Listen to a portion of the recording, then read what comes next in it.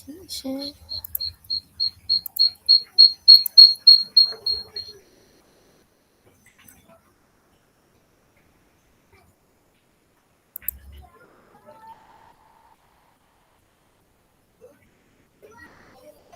This call is now being recorded. Assalamualaikum warahmatullahi wabarakatuh. Hari ini saya akan present bab 4.2 iaitu pengangkutan air dan garam mineral.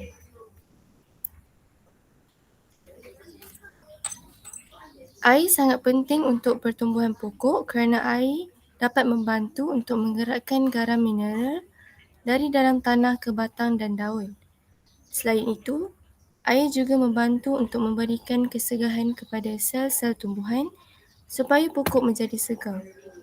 Laluan air dan garam mineral dari tanah ke daun dibantu oleh tarikan transpirasi, tindakan kapilari dan juga tekanan akar.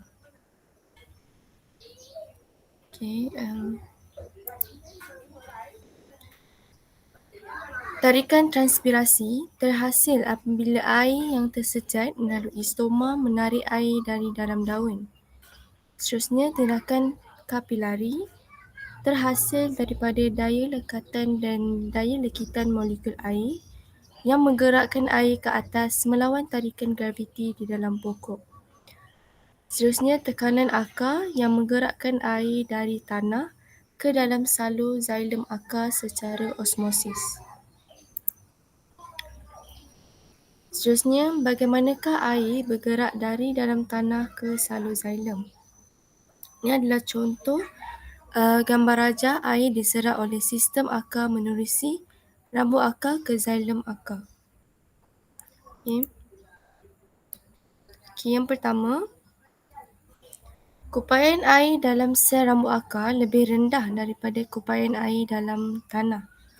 Oleh itu, air mineral akan dipam secara aktif oleh sel rambut akar ke dalam vakuol dan menjadikan subsel rambut akar mempunyai keupayaan air rendah berbanding dalam tanah. Seterusnya, air daripada tanah masuk ke dalam sel rambut akar dan sel epidermis akar secara osmosis. Yang nombor 3, kupaian air tinggi dalam sel rambut akar akan menyebabkan air meresap ke dalam sel korteks secara osmosis. Keadaan ini akan berterusan, menyebabkan osmosis berlaku, merentasi lapisan korteks, endodermis dan juga perisikal. Hal ini akan mewujudkan tekanan akar yang menolak air ke dalam salur xilem akar dan juga batang. Seterusnya, bagaimanakah air bergerak dalam salur xilem? Bagi tumbuhan yang tinggi, tekanan akar tidak dapat menggerakkan air ke bahagian daun, terutamanya pucuk.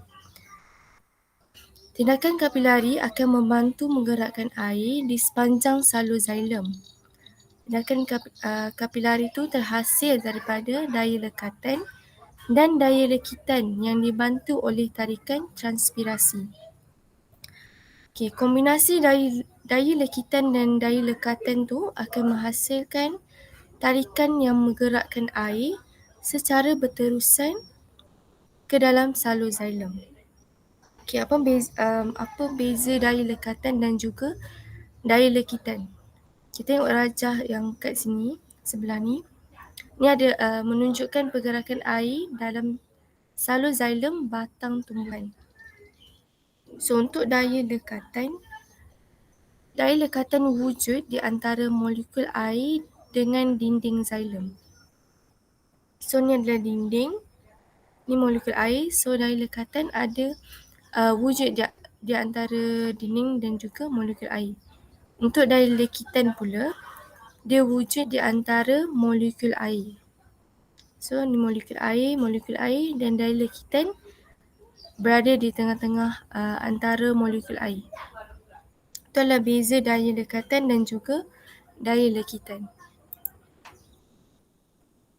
Okey, seterusnya kita akan tengok pergerakan air dalam salur xilem dalam tumbuhan.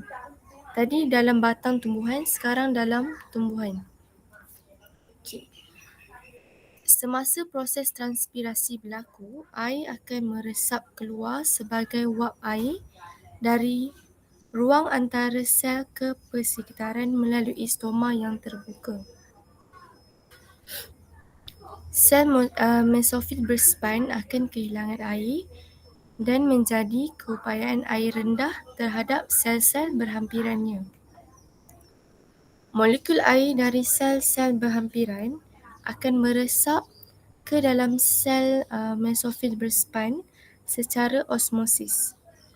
So, pergerakan ini akan menghasilkan daya tarikan transpirasi yang menarik molekul air dari salur xilem ke luar daun. Okay, seterusnya, untuk pergerakan air dari sel-sel akar ke xilem ada dua, iaitu laluan simplas dan juga laluan apoplas.